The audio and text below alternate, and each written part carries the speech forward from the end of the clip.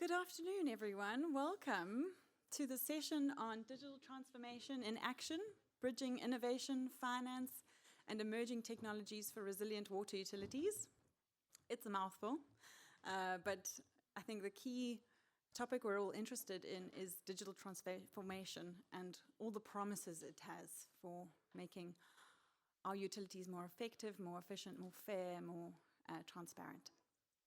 Thank you to my panelists that are here. You can see by the panel program, we will be having an opening address, welcoming remarks from Dr. Ariane Hildebrand from BMZ, and then we will have 4 really interesting case studies presented by Rose Getayi, Lisa Reudenbach, Barkad Abridhaman, and Garayam Alabaster.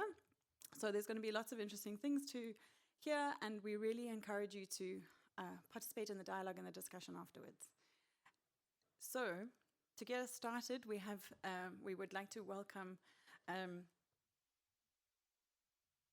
our Director General from the Ministry of Economic Cooperation and Development, BMZ, in Germany. Her focus topics are global health, equity of opportunity, digital technologies, and food security. These are really important nexus topics, I think, in between all those topics that have a lot of relevance for us today. It's also really important that I note I'm Abigail Kemper, the moderator for today's session, and our organization, UNITEC, the UN Innovation and Technology Accelerator, has funding from BMZ. There's strong commitment from BMZ for digital transformation. And so we're very excited to see what our conversation brings and the real case studies and impact that we're having spoken about today. Thank you. Can I invite you up? Thanks so much.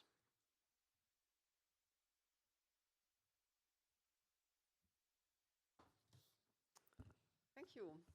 Good afternoon, ladies and gentlemen. Thank you for inviting me to this important session on digital transformation in the water and sanitation sector. Digitalization is not just a tool. It can be a driver for change and innovation. It provides many opportunities for the water and sanitation sector, and it can help us realize SDG 6 on clean water and sanitation. Water utilities are key actors to achieve this goal, and digitalization can be a game changer on how they do so. For example, digital tools can be used by utilities to detect leaks or optimize treatment processes. This helps them to cut costs and become more resilient, and as a result, they can offer better services to their customers. However, digitalization also poses risks. One of the most concerning ones is the growing digital divide. Without deliberate action, digitalization risks deepening existing inequalities. The German Federal Ministry for Economic Cooperation and Development, BMZ, works to ensure that digital transformation is just and inclusive. And we cooperate with our partners to create tools that offer the best solutions for their specific needs. And these tools can be of great use to achieve a world where everyone has access to sustainable and clean water and sanitation. Let me offer you 2 examples.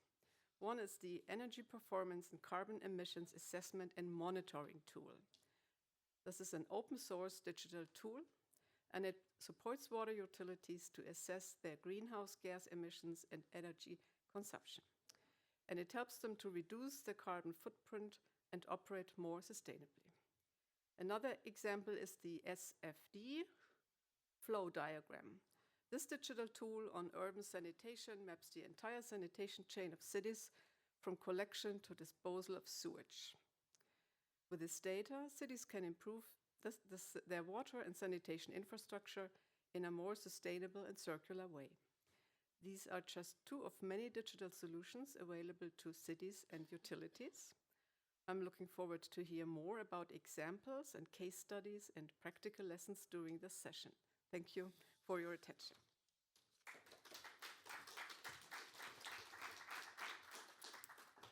Thank you so much. I actually believe the a tool you mentioned today is offered in training on Thursday. So if you're interested in learning about I think it's EMAS on Thursday morning. It's a half-day training on GHG emissions for water utilities. So thank you again for the opening remarks and investing in these projects and programs that allow utilities to reap the rewards of a digital transformation. Thank you. So unfortunately, we have to keep to the original order of our presentations. We have one panelist joining us online, so it's not an empty chair, she is online. But we will begin with the presentation from Rose Gatai, our Chief Manager of Finance and Corporate Services at Nyeri Water Station and Sanitation Company in Kenya. I'm really excited about this golden triangle. You sold it really well, and I'm excited for you to tell us about the work you've been doing with your water utility.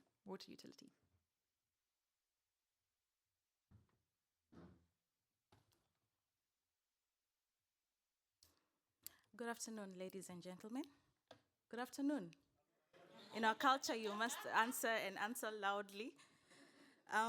My name is CPA Rose Wairimo Getahi. That means I'm an accountant. But I found myself in the water sector, and I found my purpose. So I don't know how many finance experts we have in the room. One. Wow. Strategists. Two. Engineers. Okay, the whole room. All right. ICT. Okay, so this is about digitalize. Oh yeah, there you are. So this is about digitalization, and I'd want to say that my journey in the water sector found me, but my dad used to work in the water sector. He was a technician. He was laying pipes. He broke his leg twice, not at the same time, but he did it. And I remember growing up, him coming home in clutches. And I didn't want to do that. Then one day, I got a job offer at Nyeri Water and Sanitation Company. That's about 3 years ago. We're not yet 3 yet, so it's about 3 years ago. And I found my purpose. And my purpose was not in laying pipes, but laying strategy and foundation in which the people who have laid pipes can survive on. Because we agree sometimes it's not about infrastructure, sometimes it's the strategies, right? And one of the strategies is digitalization. So the reason why I'm presenting about the Golden Triangle, which I will in a few, is because we need to break the silos in our departments, in our companies, because I'd like for a show of hands, sometimes for all who are working in the water sector, we have, how many of us feel finance is just a control unit, right? There's no budget for it, right? We have projects, we have ideas, but there's no budget for it. Finance becomes a control unit. And then we come to ICT. We have so many ideas, so many technologies that we want to. Some are haphazard, some are not, but they're not taken up. And then for us strategists, sometimes we just have amazing ideas, but cannot be implemented because, again, there is no money. So how do these things work together? I'd like to request for the slides. Okay. So Nyeri Water decided to show solidarity within the organizations so that we... All right. So Nyeri Water decided to look at solidarity within the organization so that we are able now to break the silos within the organizations for us to be able to digitize. So I'll tell you a bit about Nyeri Water. Nyeri Water is the best Kenyan company in water and service provision. This is a true story. We are rated the best, right? These are facts. And then we were incorporated in 1997, one of the water services company in Kenya to be incorporated, and our mandate is to provide water and sanitation services within an area called Nyeri. Nyeri is in the highlands of Kenya. We are owned by the county government of Nyeri. In our structure in Kenya, water is devolved, so we are owned by the county government of Nyeri, and Nyeri is one of the counties in Kenya among the 47. So we are the best in non-revenue water management for 17 years in a row in Kenya. Since they started measuring NRW, we have been the first. And we have also been the best in the best water service providers in Kenya for 16 years, and recently, and for the second time, we were rated the best in Eastern and Southern Africa. So what I'm about to present is something that has worked for us, and we can see.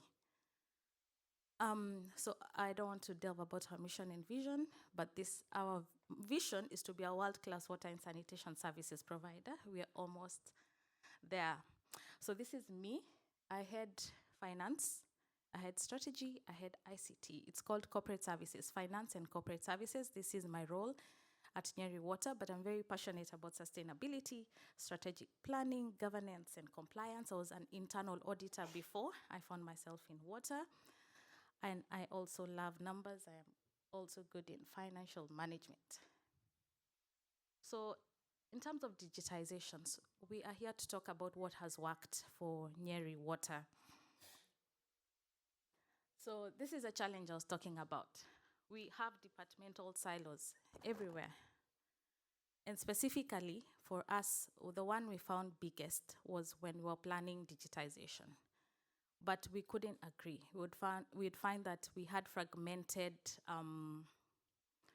digital systems within the company. HR had their own payroll system. ICT would manage all of them. Finance had their own accounting system. We did a lot of commercial in terms of meter reading, had their own commercial system. But we wanted one unified system. But it was working for everybody individually. So one of the things that had to be done is to change the structure at the top. So now we stopped looking at digitization as an ICT role, but rather we needed to change the structure of the organization to be able to merge our strategy, which was to have a unified role, the ICT as the implementers and finance as the funders of this project. So we looked at it as a unified model where we were able to change this and have one unified leadership at the top. So we changed the organizational structure to be able to look at a leader in the organizational structure who would head the three functions to achieve digitalization. So we had the Finance and Corporate Services Directorate created to be able to oversee the digitalization process. So we also had to change something when I was practicing was very hard, mindset shift. It had to be a mindset shift from the top where you needed to remove all the mindset of finance people being cost controllers, from ICT being people who just develop systems, come up with systems, get to know about systems that can be implemented, and strategists from just developing strategy, but owning it.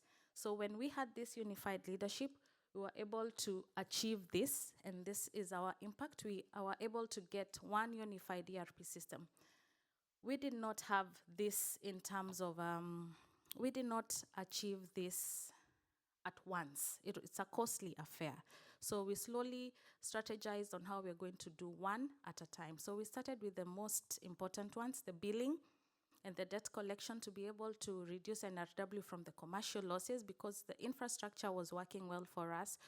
Our physical losses were not so many. So we'd look at where else are we losing money. So from the commercial losses, so we looked at a system, how do we ensure that we are able to read our meters accurately on daily, in that we were able to change our ICT, our billing system, and then slowly we were able to incorporate finance and then HR, and slowly it became a unified system in that all our operations are working in this ERP, in which we are able also to put our strategy on the system, cascade the targets downwards to everybody, so that everybody knows what they are working towards.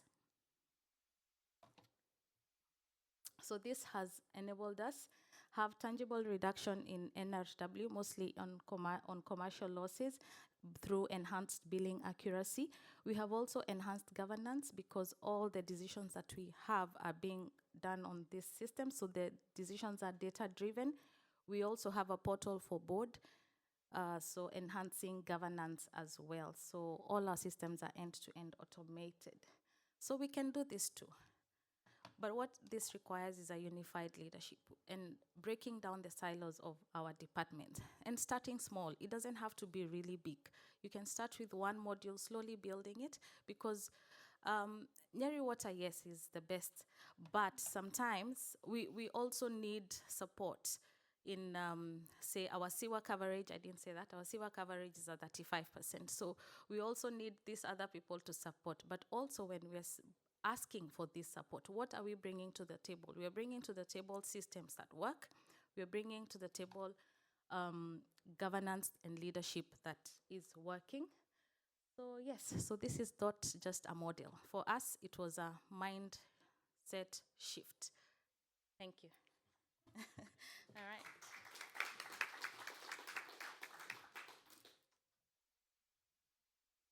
Thank you so much, Rose. You didn't mention the golden triangle too many times, but it's those three aspects that make the triangle. That visual representation was really well articulated. Thank you so much. And I love that you can come up here and factually say that you're the best. Thank you so much. We will take questions and have a nice discussion afterwards, but for now we move on to a presentation by Dr. Barkat Abraham Hashi from Somali, from Hargeisa Water Agency. He's the director for the Center of Digitalization and Water Technology at the Hargeisa Water Agency in Somaliland. Thank you very much.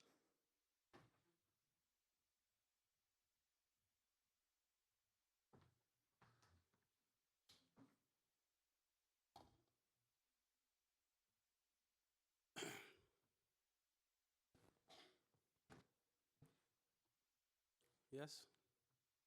Good afternoon. Thank you, everybody. My name is, as mentioned, is Barkat. I'm from Hargeisa Water Agency, Somaliland. I was working in ICT in 15 years. I'm now in the leadership part of Hargeisa Water Agency, especially the digital transformation.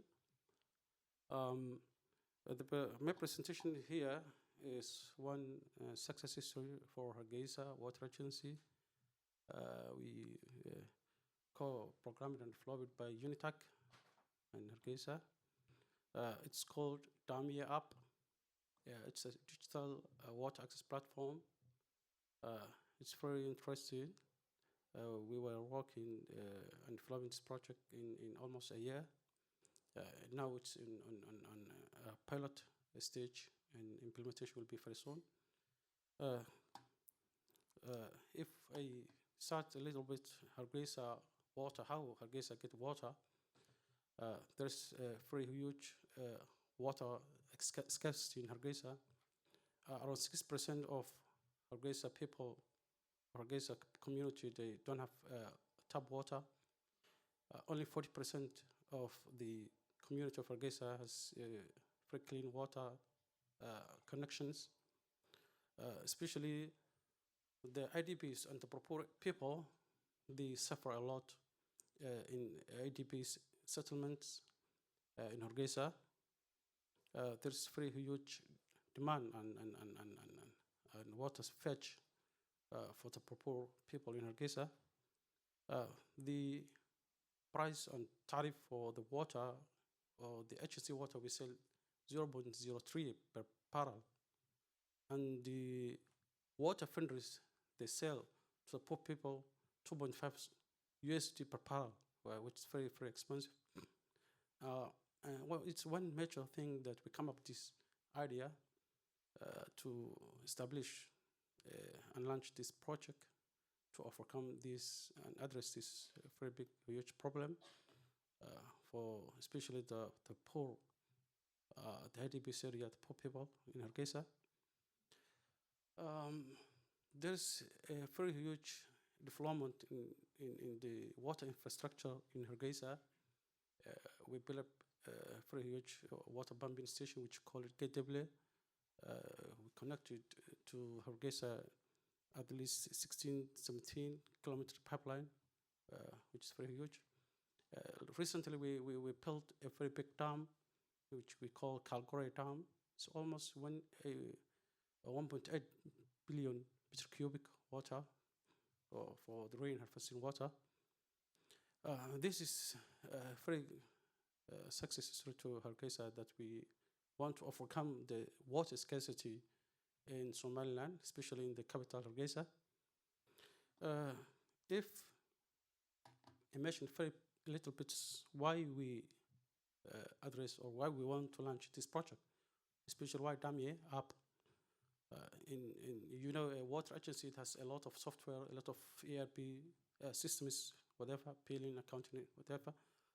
But this is very unique for Hargeisa Water Agency because, the marginalized community in Hargeisa, they are very huge and they need, as we get water, how they need the same level we get water, then they have to get a water, clean water especially. The water vendors in Hargeisa, they bring sometimes a water from boreholes which is not clean, and they sell this community, and then they come up some diseases, waterborne diseases, which is very risky to the community and to Hargeisa people as well. This is the one major factor that we want to overcome and to solve this problem. We set up this project which is called Tamia. The word Tamia is a Somali word, which is very interesting. It comes from the water fetching, especially Somalis. When they want to collect the water, previously they were going a very long distance with camels, and then they collect the water. This transaction was called damin in Somali, so it's very interesting. This project we also incorporated to our other IT platforms, especially the call center, the customer care system. We give them a unique special agents who can support the water funders and the clients as well within 24 hours. The groups that this project will affect most is 4 groups. The households, the IDBs group, and they can get the water online, offline, whatever, using this platform. The other group that this project will affect is the water funders in Hargeisa. There are a huge number of water factories, but they will be on board for this project. There should be certifications and management for the software. The third group for the shareholder of this project will be Hargeisa Water Agency and the municipality of Hargeisa as well. They will be their role will be the data planning and management of the application. The community and the social services are one of the much important that we will be part of the project. The pilot areas we selected for these projects is 2 areas we call State House Settlement IDBs and Akara.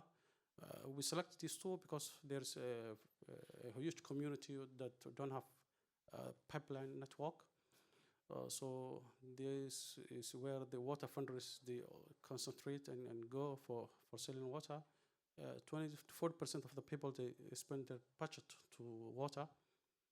This is the most important areas that we selected and will be in the part of the project.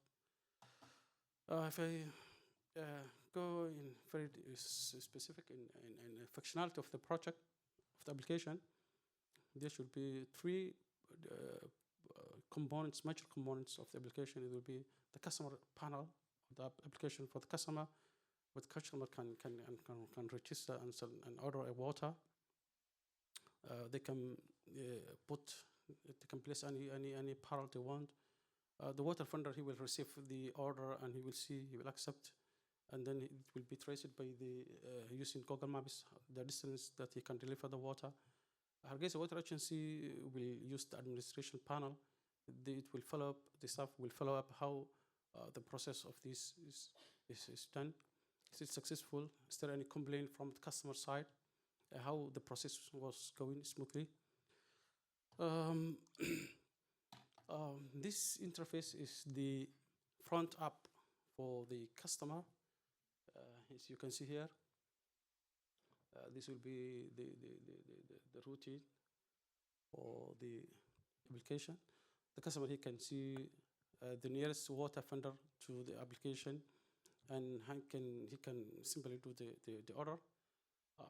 it's something which is very interesting. I cannot overcome summarize in this little presentation. Here's the admin panel that the agency staff will use. They can follow up all the application processes, whether it's the revenue, it's water, the ordering, the revenue collection, whatever. There should be so many interesting features filtering the data and something which is more technical and it's very, very interesting. Here's the customer application interface. These two interfaces are the customer interfaces. The customer, he can see the amount, he can put here the amount or water he want. He can immediately put on delivery, or sometimes he put on schedule, because maybe he want to get the water by tomorrow, so he can put in a schedule. He can trace on track where the water funder is going and how long it will take, and then the payment and the push-up notification. This is same as the water funder interface, which is same as the water customer water. Here you can see the registration which is done by the water agency before launching the project. We register all the water funders in Hargeisa and put the information into the system. We're prepared for certification and give them some training as well. There's a very great challenge and opportunity in terms of this project. If I sum up the key challenges, the literacy for especially the poor people is very high. They don't even, it will be difficult to use smartphones sometimes. So we come up idea that we can use in USSD, so they can use to the application through the telecom companies, which is very interesting. We want to eliminate the middleman, because the water vendor, they collect the water from the kiosks. So there will be sometimes kiosk operators, they bring in and put some costs.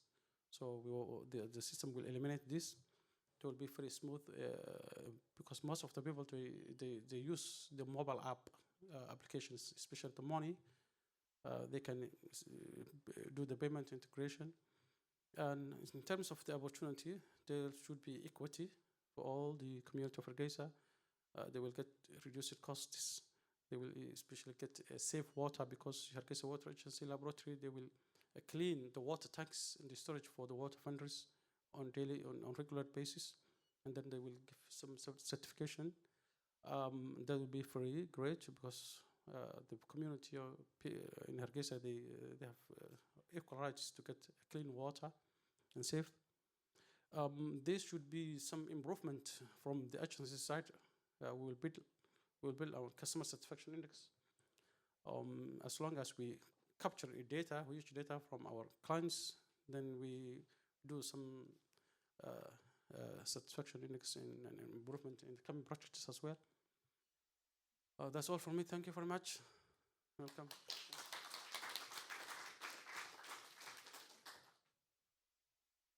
Thank you so much, Barkat. It was a really, at Unitech, where I'm from, it was really exciting when your project was selected out of the open call projects to work on, because the use case was so strong. To understand that so many people do not have piped water and that rely on water vendors was a very clear use case and need. And very soon we were calling it the Uber for Water app. But I'm so pleased it has a better name now. Thank you so much for explaining the use case and grounding us in the need, because that's a very important place to start when we're doing digital transformation of anything. We're lucky to still stay on this topic, because our next presentation is from my colleague Lisa Reudenbach, who's joining us online. Unfortunately, you won't see her, but you'll hear her. Her slides will be up. There's her photo in the middle. She will tell us a little bit more from our organization Unitech's perspective on the application, and a little bit about what Unitech is up to. And I will help with the slides. So we will try to do this together, because then I will also speak a little bit about one of the projects I'm working on. that relates to digital transformation in the water sector. Over to you, Lisa. Thank you, Abby, and good afternoon, everyone. And apologies for only joining this session online. I would love to have been there in person. I'm an urban innovation specialist with Unitac in Hamburg. Unitac is a partnership between three organizations, the UN Human Settlements Program, UN Habitat, the UN Office for ICT in New York, and the Hafen City University. Abby, these are not the slides I provided. Okay, yeah, they look different, but well, I hope the Slightly reformatted, but the content's the same. It's the same. Great. So yeah, we are based in Hamburg, and we are focusing on agile development of digital tools and systems that are people-centered. We have a multi-stakeholder approach to co-design the city together with the different stakeholders, and we are an open experimental space for applied research. So we have the freedom to experiment things and sometimes also fail, which is, I think, a huge part of the innovation process. So yeah, Barkat has already very well introduced the project in Hargeisa, so I will just give some additional reflections and points on the project. So as Abby mentioned, it was a project provided by or proposed by the Hargeisa Water Agency in response to our Unitac open call for projects. And there were 3 projects selected, and this project in Hargeisa was one of them. It started last year in May and is running until end of this year. So I will say a few words about the stakeholder engagement process, which was a key part of this project and was really helpful to ensure that the app is locally grounded and user-centered, as well as socially and culturally accepted, which is a very specific context in Somaliland. Barkat gave us a few insights already. What we did was, with the help of a local consultant based in Hargeisa, we did a lot of individual interviews with water vendors, but also with community residents. We did focus group discussions with groups of women and youth, IDPs, elderly people, and of course all the different types of water vendors, where there's also a spectrum from more formal and more informal vendors or semi-formal.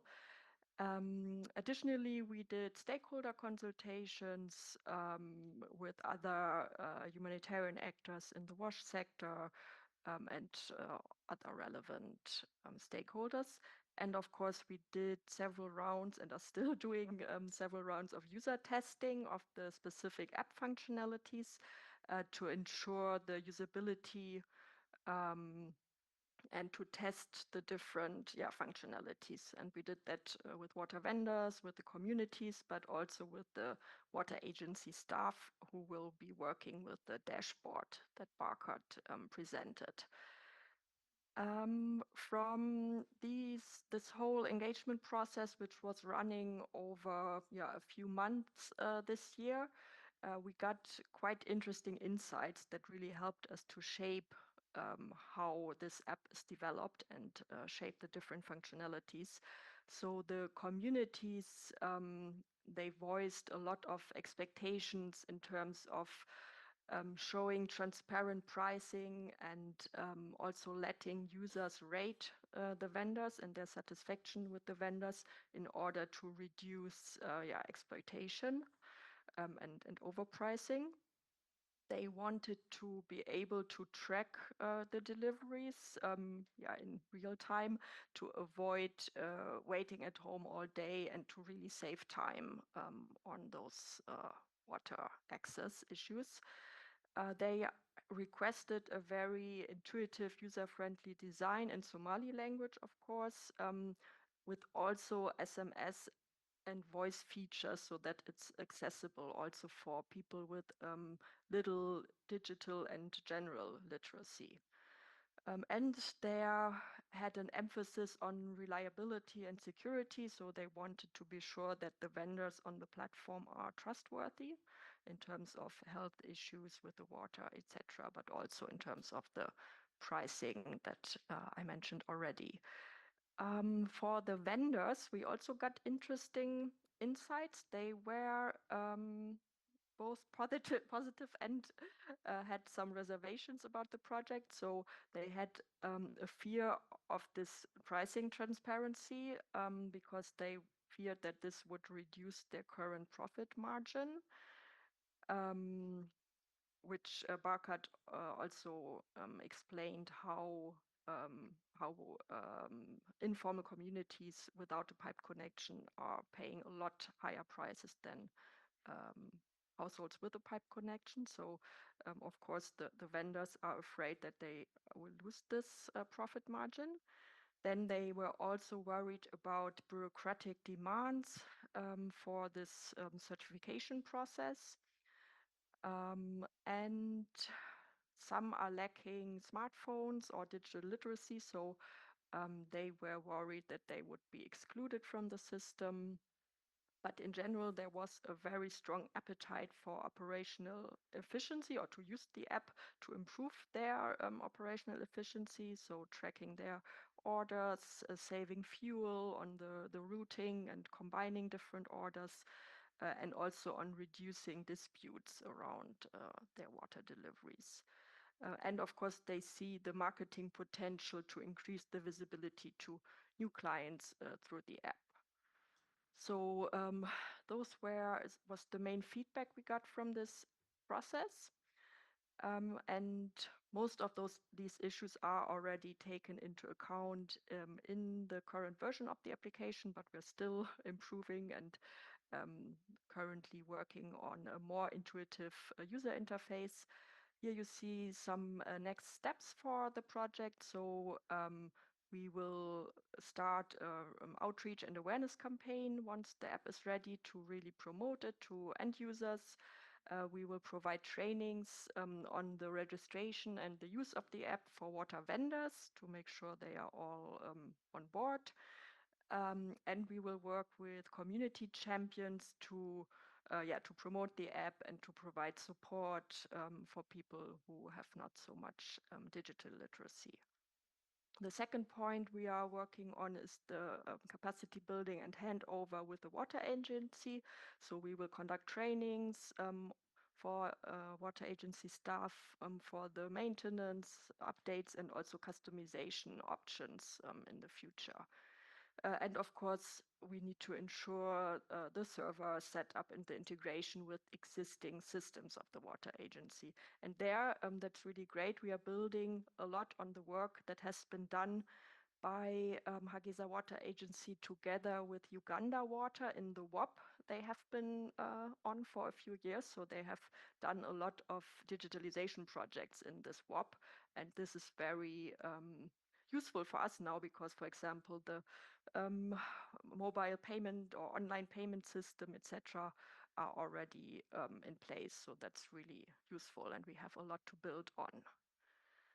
Yeah, on my last slide, I just want to say a few reflections on the innovation and impact of this project. And yeah, the first point refers to the kind of innovativeness. So I don't think the innovation lies in the technology itself. It's a kind of simple app, but it's rather in its application to the specific use case of water ordering, and specifically in the adaptation to the local context of informality and constrained resources.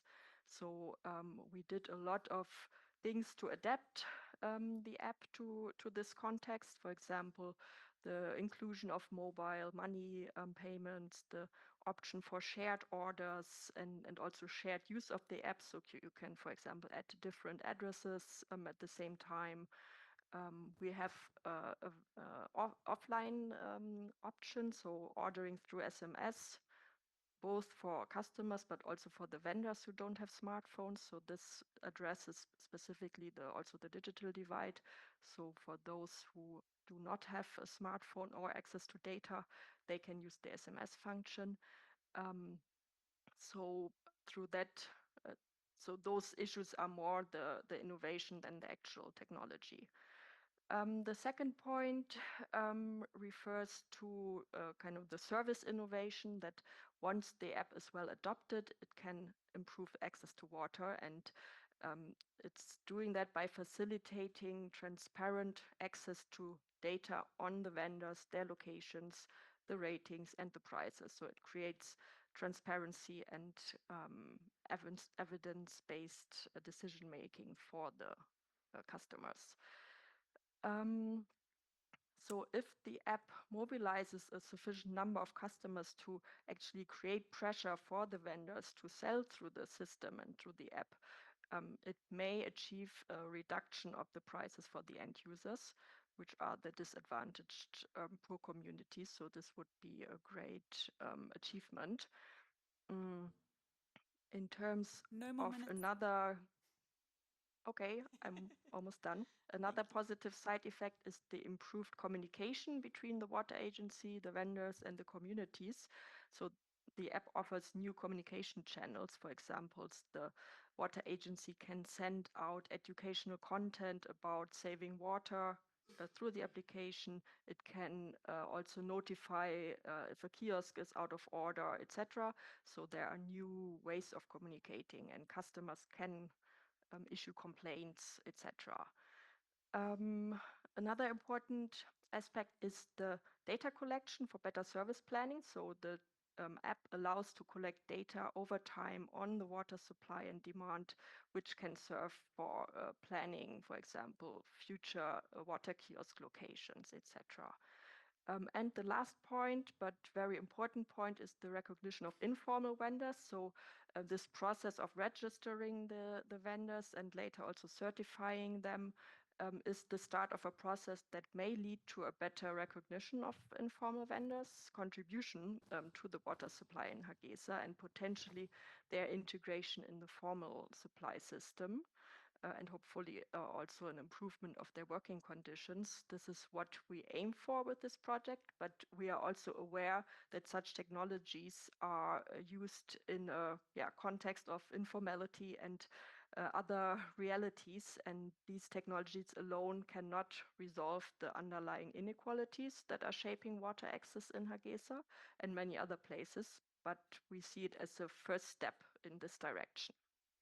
And with that, I hand over to Abby. Thank you. Thank you, Lisa. It was really great how you highlighted the transformative potential of the app and what is expected to really make an impact in the life of users, consumers, as well as vendors, but while also mentioning that there are risks and fears and concerns. So thank you so much for your presentation. And I forgive you for going over a little bit extra time because I know it will be difficult to be asking you questions on the panel. Like Hargeisa project at Unitec, there's another project in Namibia where we are working with local authorities who are responsible for service delivery, including water. We're working with local authorities to build digital and data capabilities and capacity to build resilience in informal areas. So in Namibia, this is the project I've been working on. We worked closely with 4 partner towns and 1 city, Rehoboth, Rundu, Opuo, Halau-Nafidi, and City of Windhoek. And in each situation, there's obviously unique challenges and unique data maturity.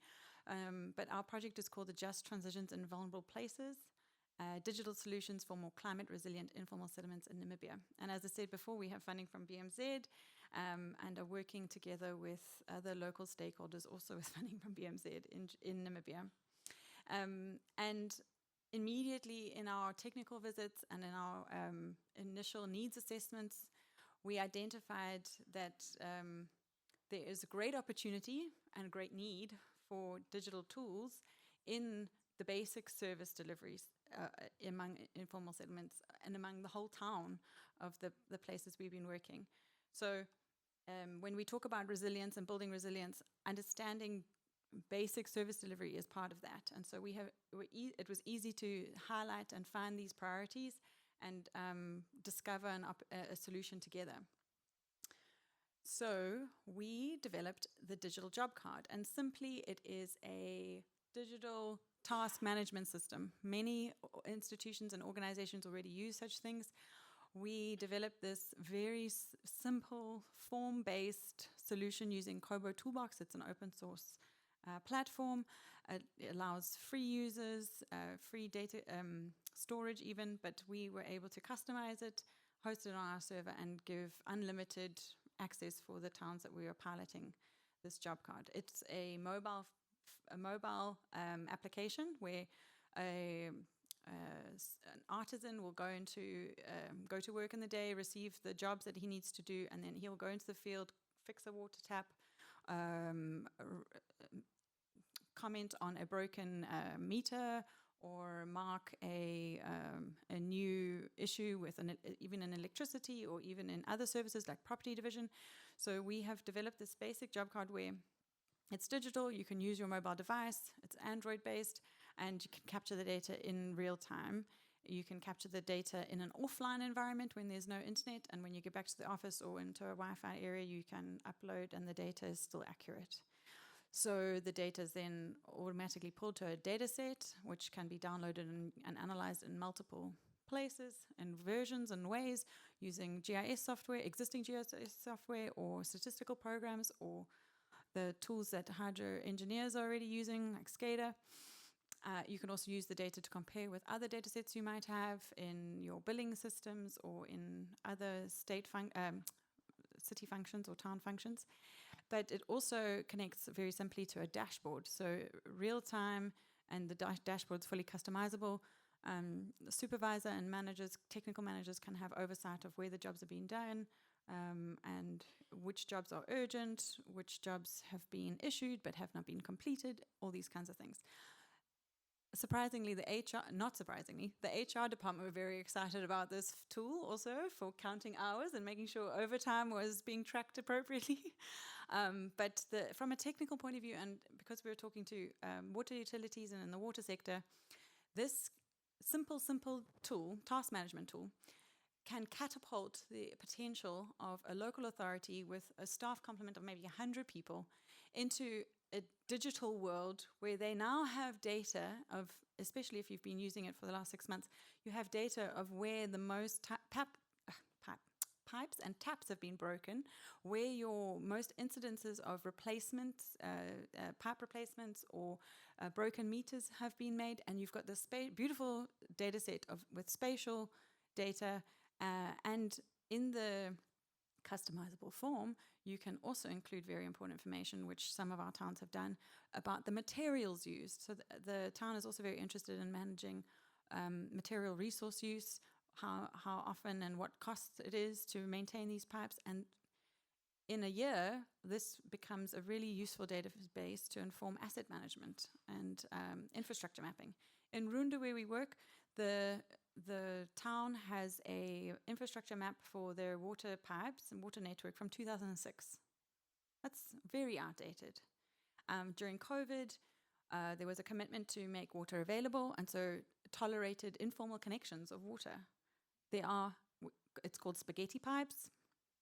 There are spaghetti pipes everywhere, and there's efforts to pull them up and to clear them out, but there's no data or mapping or information of where those networks are and who's getting water from which places.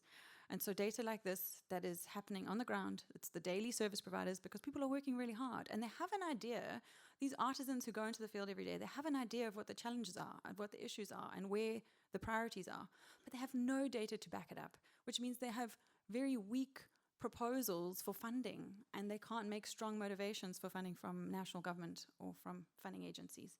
So we're hoping that such a simple tool like this can transform the potential of these small towns.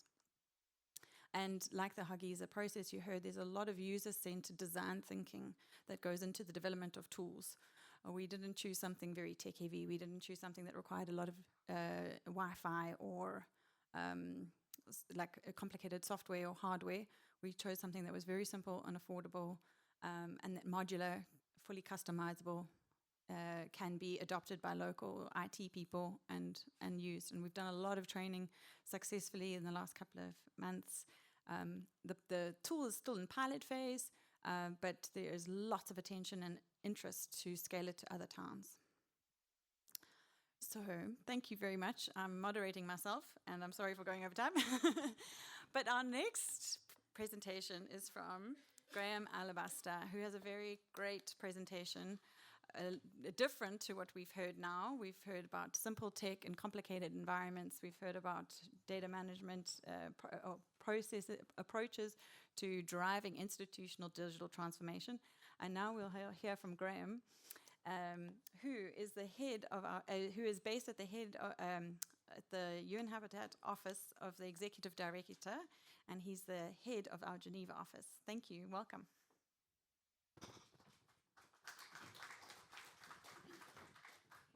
Thanks very much indeed, Abigail, and good afternoon to all of you. Looking forward to sharing this idea with you. I'm a public health engineer by profession. Over the years, worked a lot on habitats, water, and sanitation work. And I'm going to tell you this afternoon about a new application, a high-tech application that we've been working on. Habitat partners with an organization in Switzerland called GESDA, which is a Swiss foundation, Geneva Science and Diplomacy Anticipator. It's a partnership between the federal ministry, the state, if you like, of Geneva and the city of Geneva, and it also has partnerships with the private sector, UBS, the Swiss banking firm, and Nestle. Can we have our first series of slides? No, they haven't arrived. Trying a hard refresh. Okay.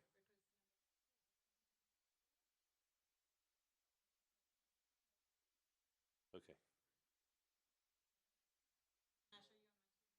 Yeah, okay, that's good. Well, you'll have to manage my presentation without glorious Technicolor. Anyway, maybe it will come. So part of this GESDA organization is basically one area of work they work on is on quantum computing. It's called the Open Quantum Institute. And the whole idea of OQI, the Open Quantum Institute, is to look at how the applications of quantum computers can be used for real-life cases.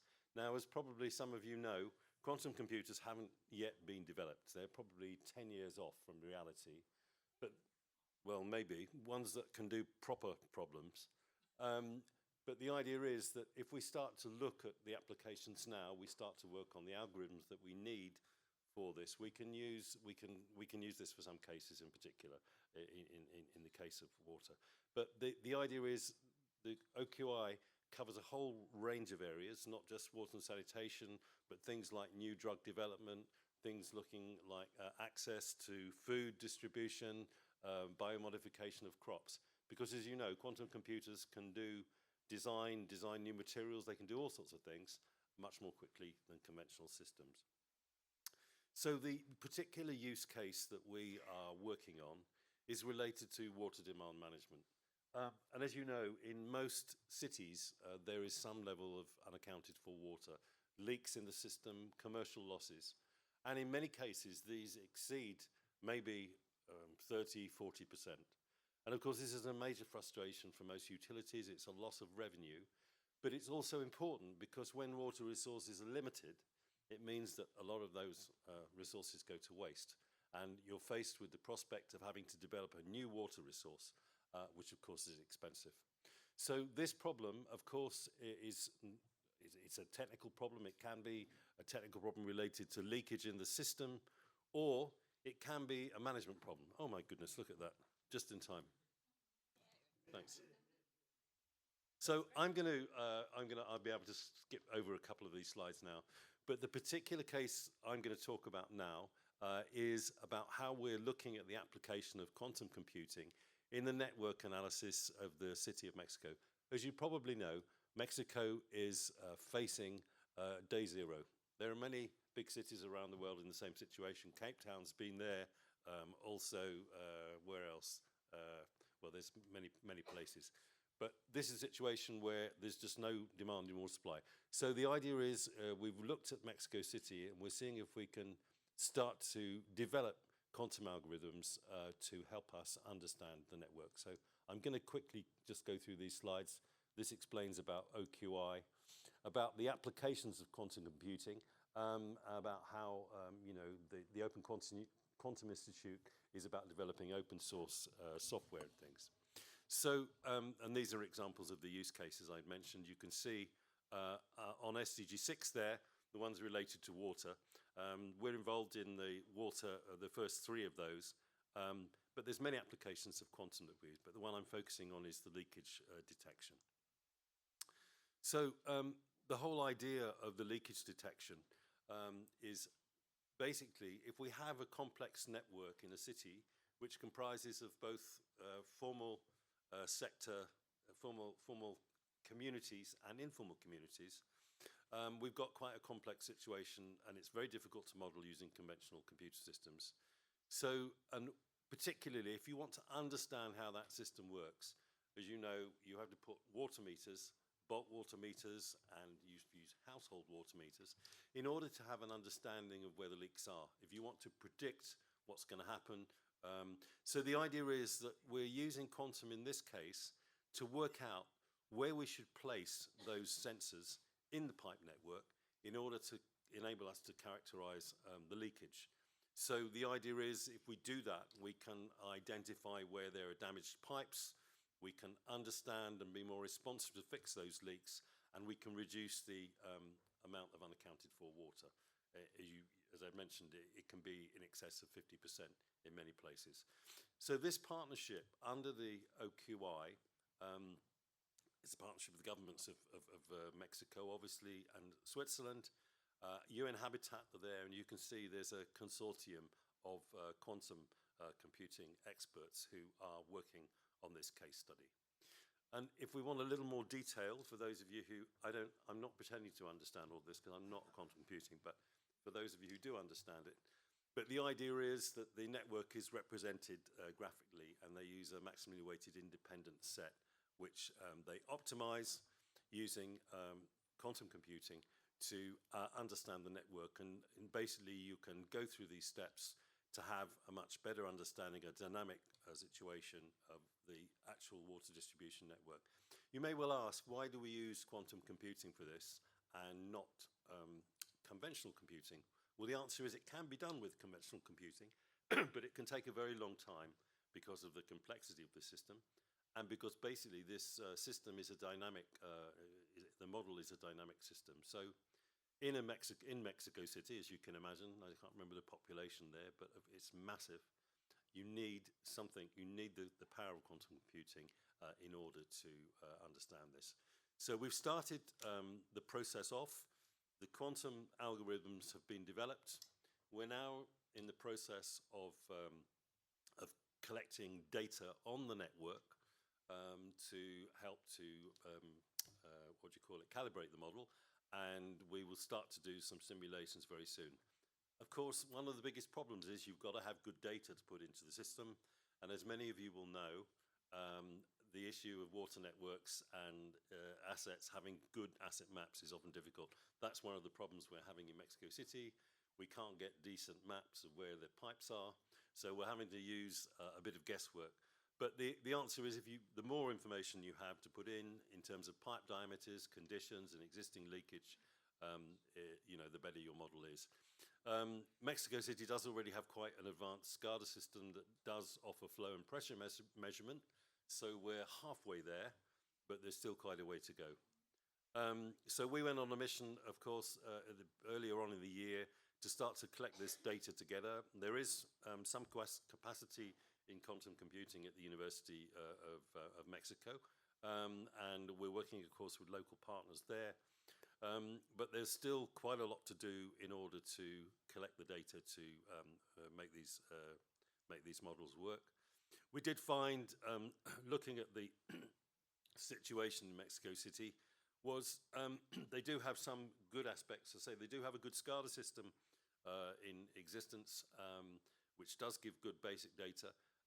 But you know, the primary network, the main distribution network of the larger pipes, you know, pipes in excess of 600 millimeters in diameter, they do have quite good monitoring of that part. But of course, when you get down to the tertiary system, to the final pipeline, there's big problems. The other thing is, of course, you've got non-functioning meters at household level, which is always a problem. And the interesting thing about a non-functioning household meter is that most householders are very happy with that, because it means they pay a flat rate for their water bill. They don't want the meter fixed, because all of a sudden, if it starts moving, people have to pay more. So yeah, so that's basically what we're looking at. The opportunities are, of course, there's much capacity in Mexico City to take this idea on, and we're working with the quantum experts in the universities I mentioned. But there are parts of the network in Mexico where the unaccounted for water is in excess of 60%. And, you know, yes, we can quantify where the leaks are, we can work out what's going on, but who's going to pay to fix those leaks? This, of course, is the million-dollar question. So, you know, overall, the project will just look at this is quite a complex network with a primary, secondary, and tertiary distribution networks. So we have to look at the whole system. We're going to do the quantum modeling in one particular district. We're picking the district where we've got the best data, of course, and then we're going to see where we go from there. So those are really the next steps. The partnership works very well because Habitat, of course, are doing the liaison with the government and the cases.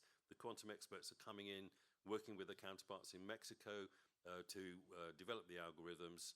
We will finance some of the project proposal preparation and to do some of the modeling, and then we will see where we go from there. So I'll stop there. The other one thing I wanted to say is if there are any other utilities who are interested in learning more about this, or indeed are willing to share some of their data that we can use to try on these algorithms and to look at the system, we'd be only too delighted to hear from you. As you can imagine, Mexico City is large. It's politically a very difficult place to work in. This system can be applied to any situation, of course. But as these networks become more complex, you're going to need the power of quantum computing. So I'll stop there. Thank you very much. Thank you so much, Graham. I have been watching the organization of this panel for a few months on the sidelines, and I'm so impressed how it came together eventually. As you are aware, we all had to do some merging and shuffling, but I think the common thread between our presentations has been really interesting and thought-provoking. Everything from financial management and institutional drive for digital transformation to quantum computing. How exciting. And I get a sense that there's still energy in the room, and there was there's appetite for maybe asking some questions. So we've got 30 minutes now for a few panel questions, and I definitely will invite you to also ask questions and be a part of the conversation. And panelists, I also invite you to think of questions for yourselves, for each other. Thank you also to our tech team at the back there for finding that presentation. That was a bit stressful. Thank you so much. And to someone who's not in the room, Kennedy from UN Habitat. I haven't met him yet myself, but he also put a lot of effort to bring this panel together. So thank you, thank you, thank you. And now let's get back to the topics. So this session has been about the transformative potential of emerging technologies. And Barkat, I want a question to you. How can such technologies be integrated into existing systems, processes, and cultural habits? I know that you focused on this in your presentation, and I'd like to understand a little bit more about your thoughts on that. Thank you very much, Abby. Thank you. I think this is a very important question. As water agency in Hargeisa, we use a lot of systems, almost we integrated most of them. This application for Damia app, it's almost integrated to the other systems for Hargeisa Water Agency, especially the customer care, the call center. We dedicated a special agents for the call center because sometimes there will be some manual procedures that we want our clients who don't have the smartphones to call the water agency for the emergency lines, and then they come up with the nearest water further, and then the process will be handled by it manually. In terms of the payment, we use gateway payment for mobile companies. It's almost built up, and this application has the opportunity to be connected and integrated our mobile payment as well. It will be pretty easy. In terms of processes, there's a lot of technical stuff we already done, and now we are in this stage of pilot testing, and we hope that this application will help for Hargeisa community and the proper people as well. Thank you. I hope I answered your Yes, question. thank you, Baka. That was great. It also made me think of how such a simple solution, it needs to be integrated in multiple levels and in multiple things. Now, you also triggered another question about all the types of data that are going to be generated from these integrations. Can you tell us a little bit more about what value that data will be for Hargeisa Water and Supply Company? Sure, it will be very helpful data because, for the time being, even Hargeisa Water, actually, we have very huge data. All our systems are in RP. They are integrated together. The call, especially the customer care unit, the sales department, commercials, the technical staff, the GIs, especially the geographic information systems for mapping and planning for the water connections, the billing softwares, the online payments, everything is integrated together. The opportunity that this project as well to be integrated to our systems is very simple because we have in the infrastructure built there. We have a very great technical team that handle these all processes. Our data is integrated. It's only one data. We use the most advanced recent databases like PostgreSQL. This even integration will help us the future data statistics and research, so we can have we can have a good interpretation for how we can innovate and do some upgrades in the future. Definitely, this is a very tough situation, but we'll handle it very soon. Thank you. Thank you so much. I think the expected benefits from your system is what, Rose, you're already seeing in the Nyeri Water Company. You mentioned in your presentation that there are positive reinforcing factors in the data that comes with the financial results. Can you tell us a little bit more? Because you gave us some examples, but that you said there was some momentum that was gathered by seeing the data and the efficiency gains. Can you tell us a little bit more about that in your case study? Thank you very much for that question. So one of the momentums that we saw was having a lot of data. Remember when we started, each and every department had its own set of data and the way it would be represented, the way they would report. So by having this unified system, we were able to see a set of data that I can run the kind of report I want from maybe the finance part. I'd want to see how much we have paid out, how much we have billed. And then the billing person would also run the report on their end based on how they want it. They want to see if their billing efficiency 100%. So that momentum of the momentum that we got is that we were able now for each unit, they were able to run reports the way they would want to see them, and they were able to make decisions from there, making each and every decision based on this system. In addition, there was also the savings that we did in terms of now we were able to bill better, we had more revenue, we were able now, as now finance looking at it, this was an actually value add, so we were able now to look at it in a way that can we reinvest and grow into another model, making it just slowly having the ripple effects. Another one was ownership. There was a lot of unification again within the teams. We're looking at something that is working. So at the top, it is working. When you're looking at the staff below, they're able to, they feel that there is ownership in terms of the system. They have all been involved in developing this. We also, another momentum that we can say is we gained was the way that we did it in bits. So there was this is working, so it gives you the energy and the momentum to like, if this works, then we can do this. So that ripple effect of something is working, we're getting savings out of it. We can invest in it more to add other modules that are supporting this. That would be what the momentum that this golden triangle gave us. Thank you so much. It's great to hear the agile approach in practice is working as expected. And so on one of your slides, you had a nice graphic image that we can all be on this digital transformation journey. I wonder for Neri Water, what is next? What's next on your roadmap? And also, there was a point in that roadmap where you set your priorities and you select a few priorities. How often do you revisit that? How often do you come back to that point and review your priorities before choosing what you work on and taking that modular approach? Thank you. So when we're looking at, I'll start with the last questions. How often we review our priorities? We do it continuously because this system has enabled us to track our targets and where we're at. And while we're tracking it, we're able to see where our weaknesses are, because you will still feed into the system what is not working and why.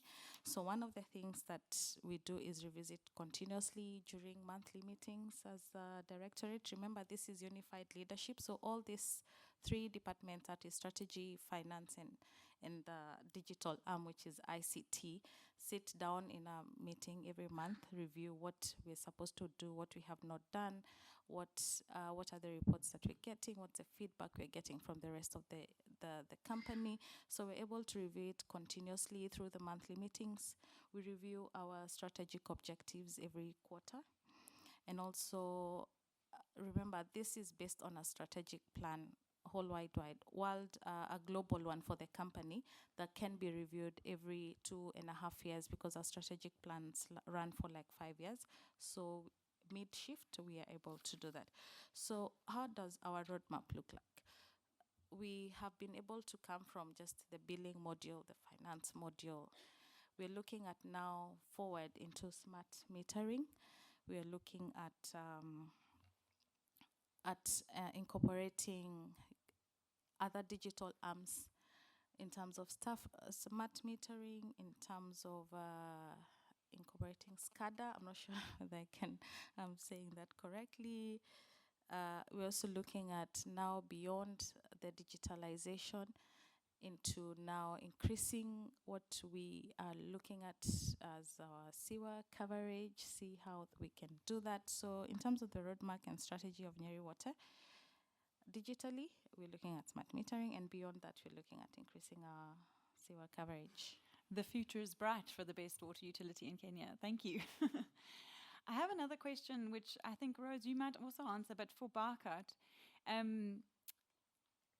we understand that the Damia app is a pilot project and that you're looking to the next step. So because you're there, I wanted to ask, and maybe you can share what's complicated next, is what are the challenges or what are the opportunities to take an idea from the pilot phase to implementation, uptake, and then also sustainably finance those kind of projects? Okay, thank you, Abby. Thank you very much. I think that some of the challenges and opportunities I already mentioned in my slides. When you're implementing a software application like this, especially a people, which is very little, and water scarcity, it will be there will be so many challenges you face. But the strategy for Hargeisa Water Agency is very clear. We want to improve our life for society to get clean water.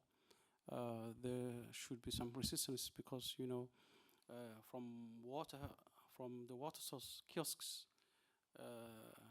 and water operators, water funders collecting the water, and at the end of the day, they will deliver to the customer. This route, there's a lot of challenges in terms of the pricing. Water funders, they don't like to be traced for their prices because they want to be open and they want to charge as much as they can to collect a profit. But our policy is to follow up this situation because the water source is Hargeisa Water Agency. It's our water. We are selling them very, very, very cheap price, and we want them to deliver to our clients in the same price, plus the profit as well. The other challenges are the literacy, because of the people, especially the old women and children, they don't have the ability to use the smartphones and applications like this. We are enforcing to train them, to organize big workshops in Hargeisa, to collect all the references of the community, to show that this application is very simple, it's very friendly user interfaces. It can be handled, especially the young people, they can get used to it very soon. But all people, ladies and gentlemen, they will be very difficult, but we have to overcome this problem as well. And the other things is the time constraints, because, you know, when you implement something, you have to get time to see the impact of the project. And I hope we are very eager to see the success of this application. And this is the very great appetite that we have, that we can make it success. And it will be something which will be very helpful for the community, because clean water, because Hargeisa Water Agency is our water main source are underground water. It's almost clean, and there is a laboratory teams that they watch the water and see and test and do the water analysis on daily basis, even for the whole Hargeisa districts, which is very far. And this opportunity will also help us to give them a very clean water and safe, which we can fight even the pond diseases for the unclean water.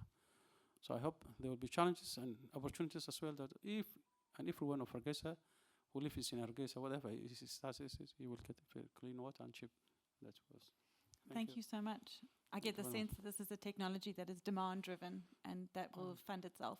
Almost. We hope. Yeah, Notwithstanding the challenges. Thank you. thank you. Graham, I haven't tried to take the attention all away from our exciting conversation or the presentation you gave about quantum computing.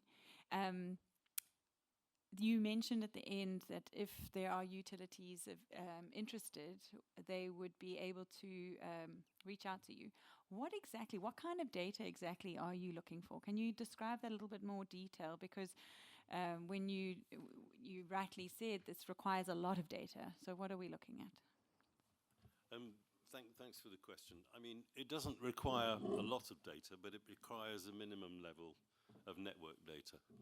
So, I mean, I think it's always a challenge for most utilities to have knowledge of the pipes, the diameters of the pipes, and the fittings and everything in all of their network. But even if you have it in part of the network, and it's part of the network that you can isolate, if it's a zone in effect within the city that you can isolate, that's okay, and you can try, and we can try and simulate that particular zone for you, which may not sound a lot of use, but the more information we have, the better we can calibrate the model. You know, we need to know whether your pipes are cast iron or whatever they are. You know exactly the diameters, the nature of the water, whether there's deposits, these sorts of things. But if you have that information, which many of you will have already, we can do that. I mean, you know, water demand management, of course, has been around for a long time. And this isn't about coming in with a silver bullet to solve all the problems. Much of the groundwork that needs to be done using traditional water demand management, you know, the sensing, looking at the flows during the night time, all these sorts of things. You know, there are also things that we can use to input data. Where we don't have data, we can estimate. I mean, some of the parameters we can estimate based on known systems. So, you know, there's not there needs to be basic data. We need, good basic data. But obviously, the more data we have, the better the precision of the output will be. I think the other thing I wanted to say is that, aside from the sensor placing, which was the main objective of our work, this can lead to a whole new area for water leakage management, because using things, additional tools, AI, machine learning, we can look at a prediction of where bursts are going to happen, where we know there's going to be pressure surges during different times of the day, or for other functions of the particular system. So I think it's a starting point. It's going to answer some of the questions. It will also, because it's effectively a simulation, it will also enable you to make some predictions. If you were to, say, add an extension to your network, the impact that could have on available supply and the impact on other parts of the network. So it's just a beginning. There's still some way to go, but we're pretty certain that by in one part of Mexico City, or indeed if any of you have other data that you want to try, that we're ready. The algorithms have been developed, and we just need the data now to try and test them. So as you say, Abigail, if anyone's interested, just send me an email, and we can discuss further. Thank you, Graham. It confirms for me that you were looking for data that would come from sensors and the network. But I immediately imagined, with a machine brain, I was thinking, wouldn't these simulation models already jump to some kind of inferences and about human behavior? Can you imagine quantum computing being used to understand the human elements of, we were talking about broken pipes and taps and vandalism, or the predictions of of water consumption based on various triggers in the system, or pressure timing? All these kinds of things could they be simulated and modeled with quantum computing? Yes, they could. I mean, there's really all sorts of interesting things that can be looked at. The other application I didn't mention that we're getting involved in is, of course, there's quantum sensors as well that are being developed. Now, many of the pollutants that we're currently worried about, particularly things like PFAS and other contaminants in water, low levels of heavy metals and other organics.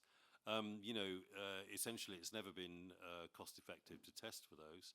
But with the idea that new sensors will become available that can detect these things, it means that we'll also be able to understand contamination of water supplies, how we protect water supplies from cross-contamination.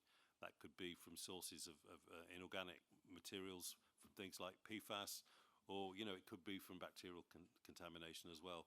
We can also probably extend the use of this modeling into sanitation systems as well, and wastewater networks. The system has also been looked at for the supply of electricity and for illegal connections of electricity, and that works quite well. That's another one that you can use it for. Anywhere there's a network, you can apply it. So yeah, there's really no limit to what you can apply for. We love to say that in the data and digital space. We're also looking at, with another group, we're looking at modeling of groundwater, which of course is another amazingly difficult computational problem, particularly in aquifers with karst configurations, with limestones and voids that are very, very difficult to model, even with traditional computing. So yeah, there's lots of things I think we're going to see over the next years. What we're doing at the moment, of course, because quantum computers aren't available, we're using simulators. So we'll be using quantum simulators in the next few years to test these algorithms. And then when the magic real quantum computers, or ones that can handle, have been developed, I think we're not far off. I mean, I think it's a handful of years away. Then we'll be ready with the software. Oh, that's exciting. I saw some eyes, and I'm assuming that, I'm hoping there's at least 3 questions in the audience before we conclude the panel. So let's take some questions. Please raise your hand if you have a question, and I think the room is small enough to speak without a microphone. We have. Great. Thank you very much. One question at the back, thank you. Yeah, excuse me. Maybe a naive question. Which of the software are open sources, and maybe is it possible to development? Because I saw so many software solutions also in these days here, to organize by UNICEF or somewhere, or UN Habitat, sorry, such software development by as an open space or open source software, that it's be cheap for these communities and for the utilities. Thank you. Good question. Another?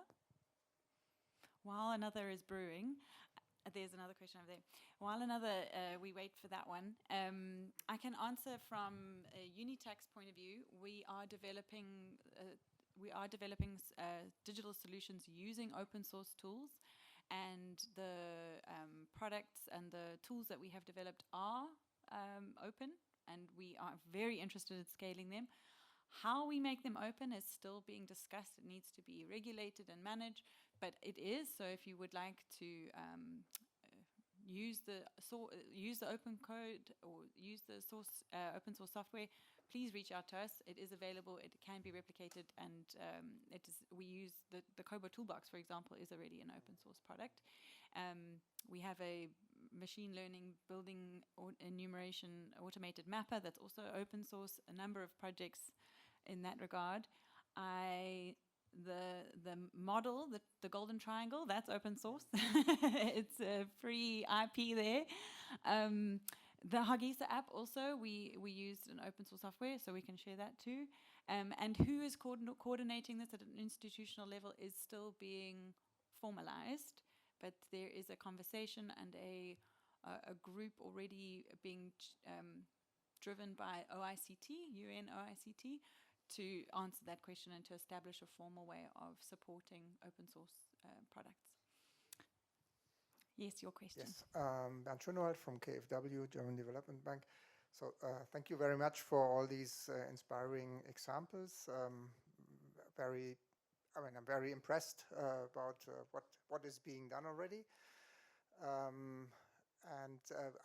I don't really have a question. I have a comment with regard to what Graham presented. I mean, sounds very, fantastic, and so maybe in future that's something we can use more often. But at the moment, I would say this is something, as you presented, is more for very big utilities, very more advanced utilities. Maybe you also need quite a lot of funding for that. There is, with regard to non-revenue water, I know there are possibilities to do it via satellite imaging, and I think that's applicable in every place more or less. I mean, of course, it costs also money because the data has to be paid for. But I saw some examples on it. I found it quite encouraging. Because you don't need to enter a network, you don't need to know exactly where the pipes are. You can track the leakages underground via satellite data, and then you can go to the area and look. I mean, make a detailed assessment and dig. And so I found that quite a useful way of dealing with non-revenue water. Thanks. Thank you very much. I think this is a topic that the European Space Agency has been addressing, and I believe are interested in that space. Thank you for bringing it to our attention. Just eager eyes. I think that's the enthusiasm I feel from today's audience. Thank you so much. I will hand over to Graham to close our panel with some closing remarks. Good luck summarizing what has been discussed, but and I won't take too long, I promise. Just in answer to the question on the quantum work, the whole idea of the Open Quantum Institute is that it's open source. So as soon as it's been developed and tested and it's reasonably reliable, well, of course it will be available. That's, all of the OQI work on all of the use cases the products will be open source eventually once they've been developed. Okay, well, if you'll permit me, I'll take a minute or two just to go through what we've heard. I can't summarize everything this afternoon. We started off with a very great opening remarks from the Managing Director of BMZ, and she highlighted about the importance of the growing digital divide and how we need to see that. And she gave two very good examples across the digital divide, one on the emissions and, of course, the other one on, she didn't use the term, but I'll use it, the ship flow diagram that we all know. The engineers feel that it's okay, but the polite one is the SFD, but it's a ship flow diagram, so we know what to talk about. I think she wanted to say it. I'm sure she did. She stopped. I know. Yeah, it took me a lot of courage to say it, but anyway, it's too late now. So that was a very interesting example from both ends of the spectrum. So we use the ship flow diagram a lot, actually, so it's very, very useful. We then went on to have some great presentations from Rose on the Golden Triangle, and I think there, she gave this marvelous story of how it was about breaking down the silos, basically, and using the digitalization as a means to do that. And you saw the huge benefits it had across the board of areas in commercial side, on human resources, and in finance. So it was really a holistic approach, which was actually a fantastic example of where digitalization can really help. And then, of course, we came to the presentations on Hargeysa and this amazing tool, which was really about organizing the stakeholders on both sides and making their job and life easier. And I think the big issue about that is that, those tools have to be developed by the stakeholders and the users. And we found that through successive feedback, revisiting how it collected the data, what was needed in terms of feedback, was critical in the development process. And I mean, the impact that those tools have, I think, is just absolutely amazing in terms of optimizing a system. I mean, I bolt when I hear that people, are spending, what did you say, 20 to 40% of their income on water. Just for a minute, think what it would mean to you if you had to spend that amount on water. I mean, it would be amazing, wouldn't it? But these tools are really making a difference. They're helping to bring the prices down. So, the water vendors don't extort the public. And, this for me is a huge move forward. We heard more details from Lisa, of course, about this work and how it can be refined. And I think, one of the things that I take from this, and we've seen it not just in this, but I've heard it in many other cases, that these tools are enabling us to leapfrog and to make moves forward in the same way as the mobile phone did in many communities. I was witness to the rollout of M-Pesa in Kenya how many years ago? Probably 10, 15 years ago now. But, that came in Kenya before it was in Europe or North America. And that, you can buy a plane ticket with M-Pesa and you can pay your gardener. It's a perfect tool everyone uses. So, I think there's great opportunity with these tools. They're really opening up opportunities, particularly for entrepreneurs. And in the water sector, there are so many applications that we can start to think about. The water example, the vendor's example, of course, can easily be used for sanitation, for on-site sanitation, for exhaustion of latrines. So there's a whole range of issues there. So I think, we've got some of the answers. There's a lot of development work to do, particularly in the case that I was presenting on quantum. It's early days, but we do see some encouragement. And I think all in all, we have to take the issue of digitalization very, very seriously, and we've got to start thinking about it now and not leave it too long because things are moving forward very fast. So on that note, I'd like to thank all of the presenters and Abigail for moderating, and for those who are online, and for all of you for taking the trouble to stay here for the whole of the session. And I wish you the best of luck and that you have a pleasant evening. Thank you.